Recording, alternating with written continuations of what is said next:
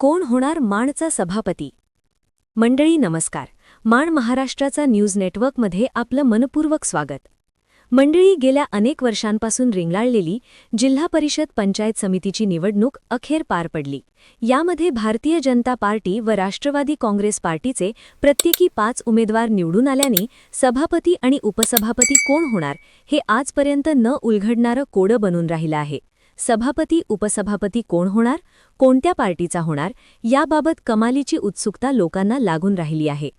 मंडळी, आपणाला आणखी जास्त वेळ वाट पाहावी लागणार नाही, कारण उद्या दिनांक 16 रोजी सभापती व उपसभापती कोण होणार यांचा तर्कवितर्क करण्यापेक्षा पाहूयात खरी परिस्थिती काय आहे. कोण आणि कसा होईल सभापती उपसभापती? माण पंचायत समितीच्या सभापतीपदासाठी सध्या जोरदार रस्सीखेच असून भारतीय जनता पार्टी आणि राष्ट्रवादी काँग्रेस या दोन्ही पक्षांकडे प्रत्येकी 5 सदस्य असल्याने उद्या सोमवार दिनांक 16 मार्च रोजी होणारी सभापती निवड चिठ्ठीवर जाणार की फोडाफोडीच्या राजकारणातून काय निकाल लागणार, याबाबत राजकीय वर्तुळात तुफानी चर्चा चालू आहे. त्यामुळे सभापती भाजपचा होईल की राष्ट्रवादीचा, याकडे सातारा जिल्ह्याचे लक्ष लागले आहे. माण पंचायत समितीचे सभापतीपद खुले असल्याने कोणत्या पक्षाचा सभापती होणार, साहजिकच याबाबत क्षणोक्षणी उत्सुकता वाढत आहे.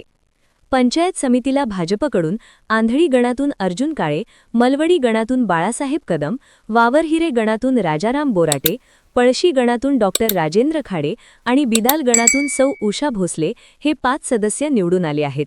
तर राष्ट्रवादी काँग्रेसकडून मार्डी गणातून प्रियंका जगदाळे, वरकुटे मलवडी गणातून विक्रम शिंगाडे, कुकुडवाड गणातून विद्या काटकर, गोंदवले बुद्रुक गणातून गौरी तुपे आणि वरकुटे म्हसवड गणातून कल्पना वीरकर हे सदस्य विजयी झाले आहेत.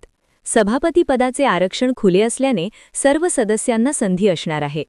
नामदार जयकुमार गोरे यांनी ज्या पद्धतीने राजकीय करिश्मा करून दाखवला आहे, त्याच धर्तीवर माण तालुक्यातही राजकीय घडामोडी घडू शकतात का, अशी चर्चा रंगली आहे.